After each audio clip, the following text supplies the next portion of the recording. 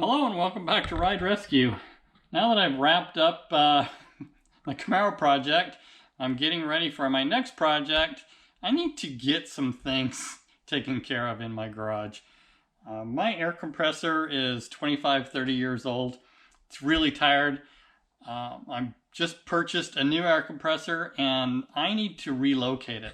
I've been plugging my air compressor into this outlet and I keep tripping breakers, or I keep tripping this GFCI. It's been so heavily abused that I need to replace it.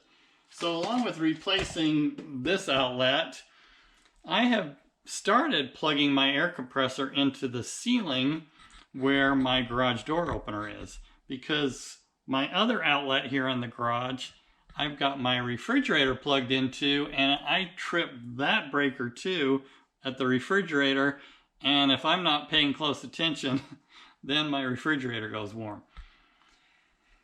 So the outlet that I have in my ceiling that I'm hooking up my garage door opener to, I plugged my air compressor into that with an extension cord, and I don't trip the breaker on that one. So what I'm going to do, and what I started doing, is I have hooked up a power cord. You can see up there. I just added an extension cord on a reel that is really handy, and I can drag a 50-foot cord anywhere here in my garage. But I'm limited to just that power source. I need power on the other side of my garage where I'm going to be hooking up my air compressor. So I'm going to tap into that with a line. You can see my conduit up there. I will walk you through that. I'm going to hook that conduit up. That's my finished product. I'll walk you through how I did that and show you how I tapped in, ran a line over, and hooked up power on that side of my garage. There's no power on that side. All my power is on this side of the garage. So that'll be really nice, really handy, and it should solve all my tripping issues. I did trip this ceiling power once. All the lights are hooked up to that garage door opener. So that was tough, because when that kicks the breaker, the whole room goes dark. I do have another power source where I keep a light on in here so it doesn't completely put me in the dark, because I don't have any windows in my garage anywhere. So that's something that I need to make sure isn't going to be an issue. But my new air compressor shouldn't be tripping that breaker. The air compressor, my old one, it draws so much power when it kicks on. If the tank is half full, there's just enough pressure when it kicks on that now and then it kicks the breaker. So hopefully this fixes all that. In order to route the wiring over to the other side of the garage, I put in this block, and now I'll put in an adapter which will allow me to go off with a PVC conduit.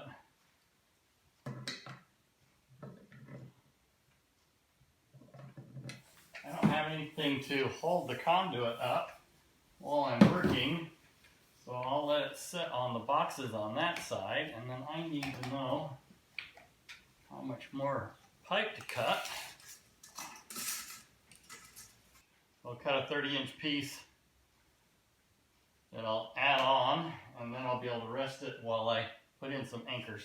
And I'll double check my length before I glue it all together.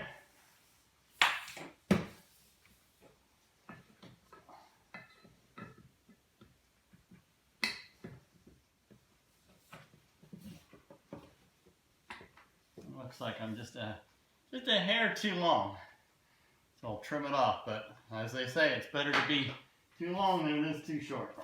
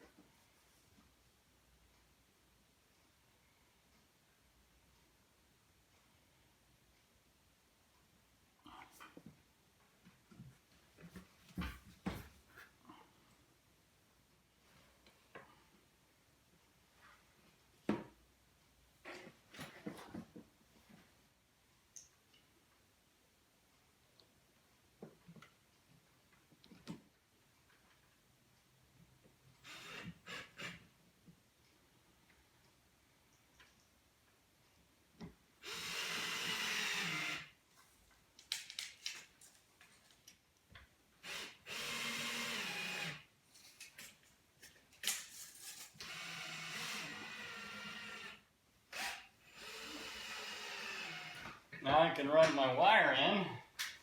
I'll run it in past that bend, and then I'll be able to feed it on, and so that I don't have such a long area to pull it through. I'll just keep working my way over until I get it down to the workbench.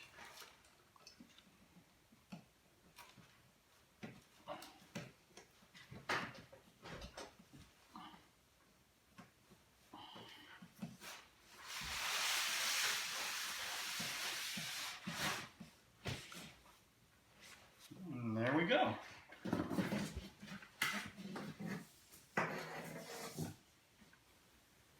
That's actually right about where I want it. So I will put a 90-degree bend on the end of this. I'm going to test fit this end first before I get too far.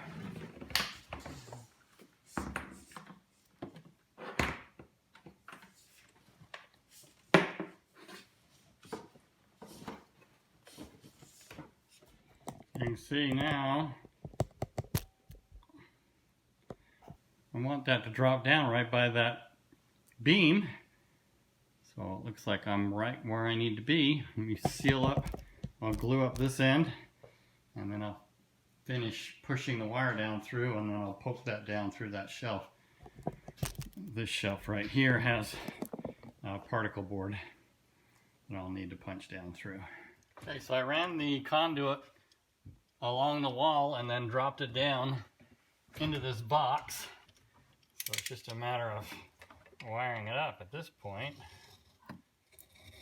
I still don't have the other end wired into the box at the ceiling, so I know this is safe to play with without getting shocked. I want to make sure I have the correct power run. And when using a used outlet, I have some of them that the link between the two has been cut. Most likely they were cut and then wired so that one could be on a switch and one would be live. So I always check to make sure they haven't been cut. There's a little bridge on there, and if that bridge has been ripped out, then only one will work unless you wire a loop to both of them. And these are just push connectors, so pull on them good, make sure that they're connected really well. Connect up the ground.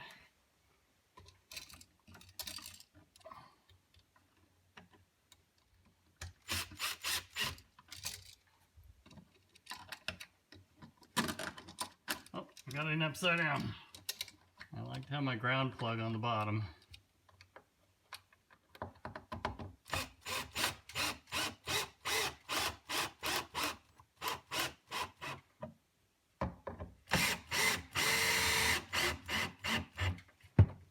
Now I can put a light under here that I was planning. I've got this nice little utility light. I'll be able to mount right here now and plug it in. So that's exciting. I've been needing this light here for a couple of years.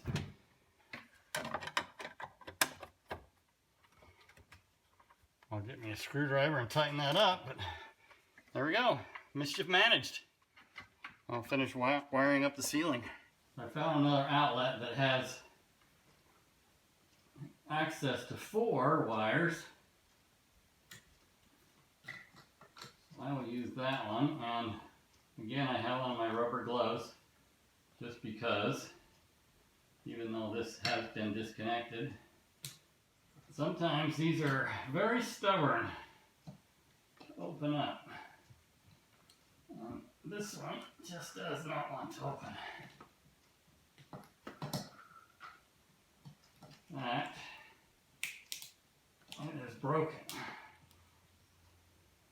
Yeah, this one has a crack running all the way down the back of it. That's better. Okay, I'll make sure I have it the right way. The black one goes on that side. Snap that in.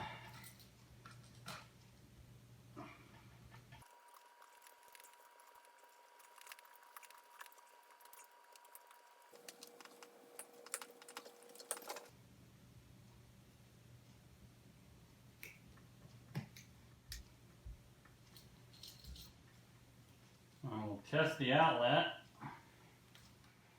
There's a little LED. Shows I've got that side hooked up right. And that side's hooked up correctly. If you ever have any doubts at all whether you have something hooked up correctly, you can take your tester, hook up your ground, and you can test in the outlet. I've got 121 on the small side. That is the side that would be powered, and then the large hole, you can see I'm not getting, well, maybe you can't see, but I'm not getting any voltage on the white side. So I will run both of my grounds through a loop into the ground wire. I'll make sure both of them are clamped in, they're good and tight. I've got a good positive ground.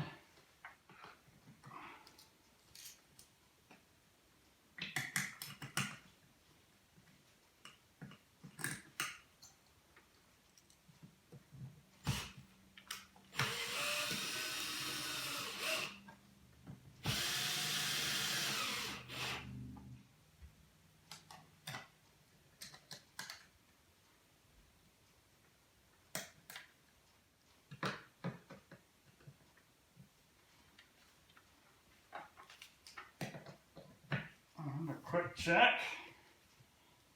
We got power. We got power.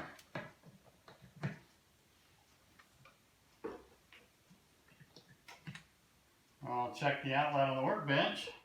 Now a quick test before I hang my shop light up here. We'll plug it in and hopefully we got light. We got light. Woohoo! I won't bore you with the details of hanging up my shop light. It's just a matter of putting in a couple of screws and sticking it on. Thank you for watching this episode of Ride Rescue / Garage Rescue. Appreciate you watching. Appreciate you. Give me a thumbs up if you like what I'm doing. Share. Please subscribe if you haven't. Every little bit helps. Thanks again. Goodbye for now.